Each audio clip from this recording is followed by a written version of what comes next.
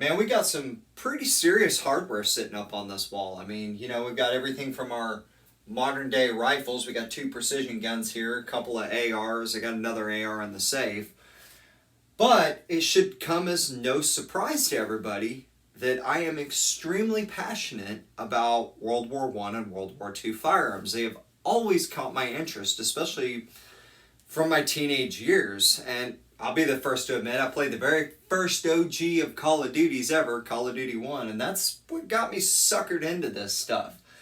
And, here I am, 15 years later with a heck of a collection. And a common question that I get from folks is, well, Chris, how did you get here? And I got to tell them, hey, look, 15 years and a lot of money. I mean, some of these guns are not cheap, but I knew how to find a good deal. I knew what I was looking at as far as condition and how to source parts.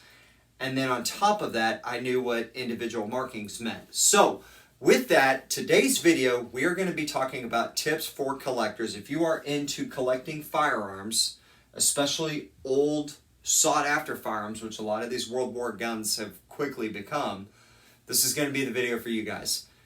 Also, not leaving anybody else out, but if you guys are looking for used firearms, there's going to be some good tidbits for you guys. So, stay tuned.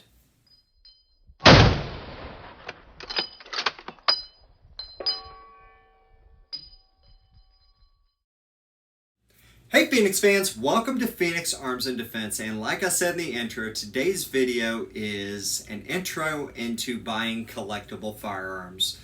Things of what to look for and basically how to not get burned, because that does happen, unfortunately, all too often. But before we get into today's video, first off, this is your first time on the channel, this is the first video you've ever seen. Hey, we want to say welcome, man. Really glad you decided to join us, and if you like the theme of the channel of understanding the past and how it leads to the present, man, you're in the right place, because believe me, we love the Second Amendment. We talk about how to protect it, we talk about how to enjoy it safely, and how to understand how history does interact with the present. So if you guys like that type of stuff, man, be sure to like the videos, subscribe, hit the bell notification so you know when we have new videos. If you are a current subscriber, man, as always, without you guys, man, this channel would be nothing. We love having you guys. We love the Phoenix family, man. This is what this channel is about, and we are growing little by little. So, collectible firearms, man. Like I said in the intro, I've been collecting guns for, 15 years now. And I've always had a fascination with World War II, and I'm getting into World War I on top of that. But these principles that we're about to talk about in today's video apply to pretty much any time you're going to buy a used gun. It just goes a little bit deeper with collectible firearms because there's usually a little bit more money invested into them, because collectible firearms, the big thing is different about these old school, milsurps and modern guns is these are still in production. These really are not. There's only so many of them on the market, so thus the price does keep going up. That's really it. That's the only thing that separates these two. Now, that said, with anything collectible, they do go up in value, and because of that, sometimes things are faked. So, that leads to our first topic of this video, and that's research, man. Do your research. The first thing that you have to know when collecting firearms is, what kind of collector are you? Are you the type of collector that wants pristine, museum quality pieces, stuff that's really not shooters? Are you after shooter grade firearms? And then from there, are you after, different types of, I want every manufacturer, every type of variation of M1 carbine there is? Or are you the kind of person that, more like me, that wants, one rifle, one pistol from every major country in a certain time frame? That's up to you to decide, because much like stamps, bottle caps, soda pop cans, all the way up to guns, there's tons of types of collecting that you can do, and you've got to figure out which one you want to do. The next thing is, and this applies to whatever you're collecting, is you got to do the research. How do you do that? Well, we have a ton of resources at our disposal. First off are books. So for me, like I said, I'm a type collector. I collect firearms. I want one every major rifle, major pistol from every major country in World War II. And then so on and so forth down that line. And this is a really good reference book for me. It's by a gentleman by the name of Martin Daughtry. Really good encyclopedia. It's a small arms visual encyclopedia. It's got some awesome pictures in it. I mean, you've got, civilian guns. You got, it's broken down by different time frames in history. I mean, you've got, heavy amount of machine guns here. You got the MG42. Bunch of different options, that in this case that the Germans would have used. Talks about the Sten gun, gives breakdowns. Really good resource of being able to identify what country used what. Now, it doesn't get into the sub variations and the nuances of the details. That's where you got to start buying individual books. But books are a really good resource, especially if you're getting into one type of firearm.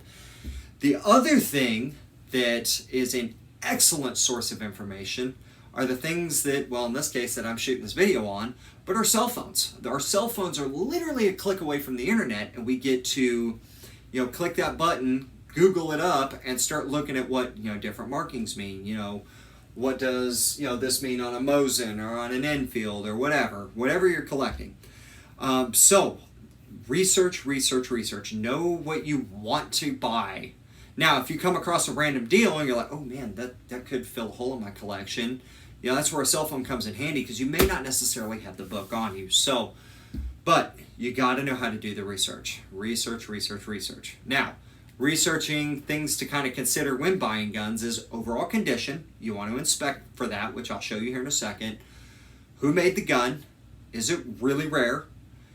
And, does it have matching numbers? And overall shootability, if that's something you're looking for. Some people don't want to shoot their guns. They just want collectible wall hangers, which is fine.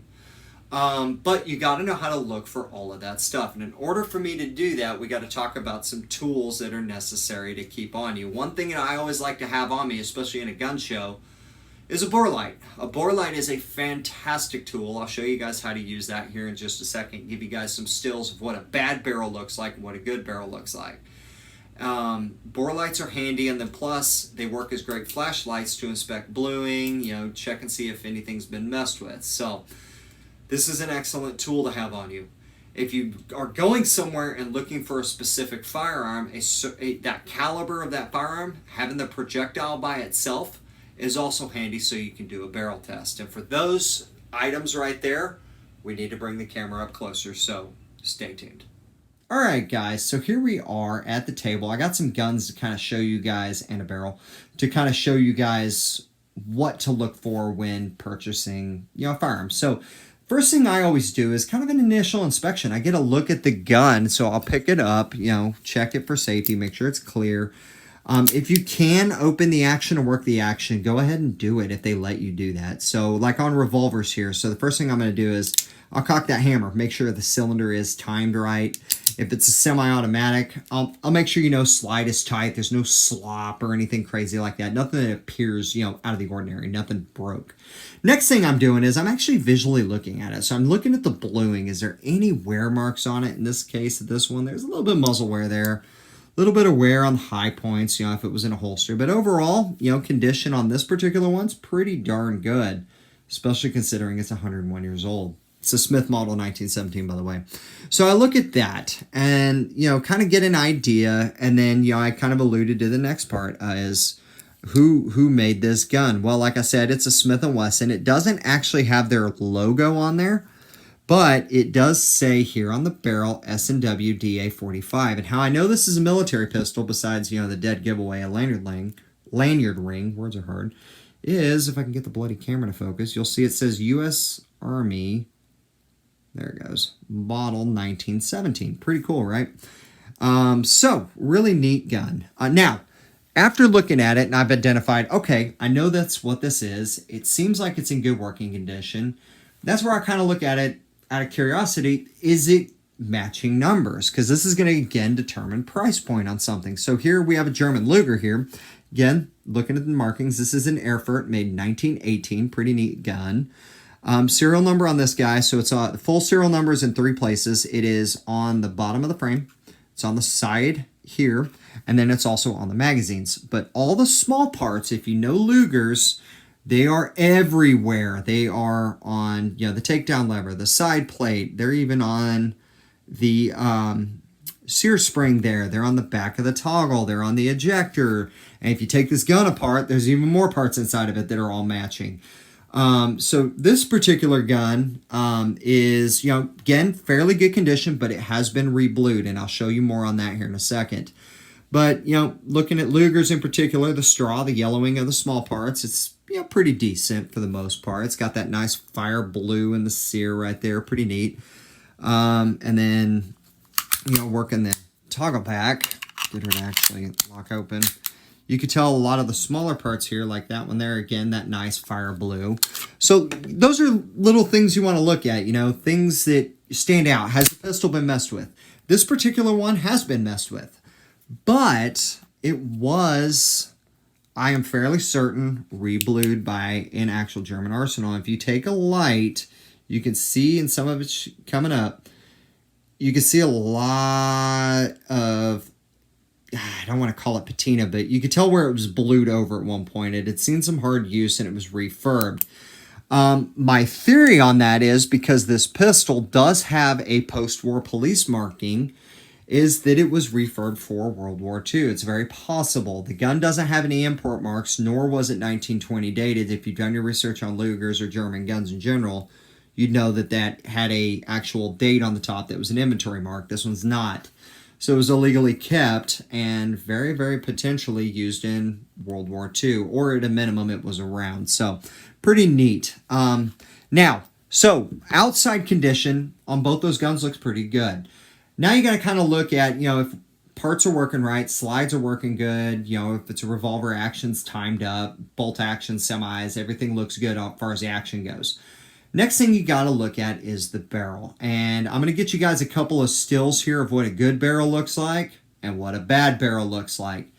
Now, depending on, I've got these dummy rounds here for a reason, see, they're dummies, is to show you another simple basic test. If you know what gun you're going for and you're going to a gun show or going to a gun store and you're wanting to actually look at buying a specific type of firearm, having a, preferably, they're going to get kind of pissed at you if you walk in with live ammo, so I don't recommend that. But if you can, walk in with just a projectile. And what you want to look for is what we call a bullet test. You're going to test the throat or the muzzle erosion at the crown of the barrel. So here's a good example. This is a 303 Enfield. You guys saw this gun in my Royal Tiger Imports video. If you haven't seen it, go and watch it. That bullet is swallowing, or that muzzle has swallowed that bullet all the way up to the shell. That is a perfect example of a gun that either has a rotten bore or was counterbored. And if you have a bore light on you, you'll be able to tell if it's counterbored. I'll get you a still of that. Now, here's what a good 303 barrel looks like. Get this at an angle. Now, you notice how the bullet is not, it basically, the rifling grabs the bullet when the bullet basically is leveled out in the back of it. That's what you want to see. Not that. You don't want it to be eating all the way up to the case. That's bad, unless it was counterbored. That one is not counterbored, as you can tell by the stills from earlier. So there, that's what you want to see. You want to see that bullet at its widest point grab that rifling.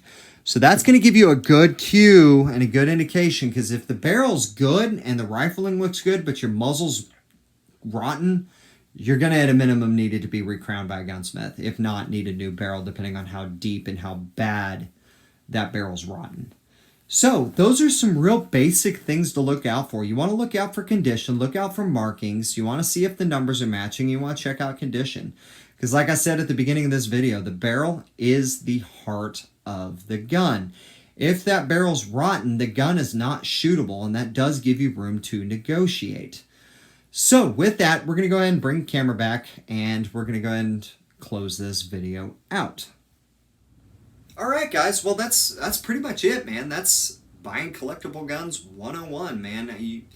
Research is king, because that keeps you from getting burned. You got to know what you're looking at, and check for overall condition. Make sure the gun's in working order, and make sure it fits what you need to add to your collection. There are still plenty of good deals out there. Short story.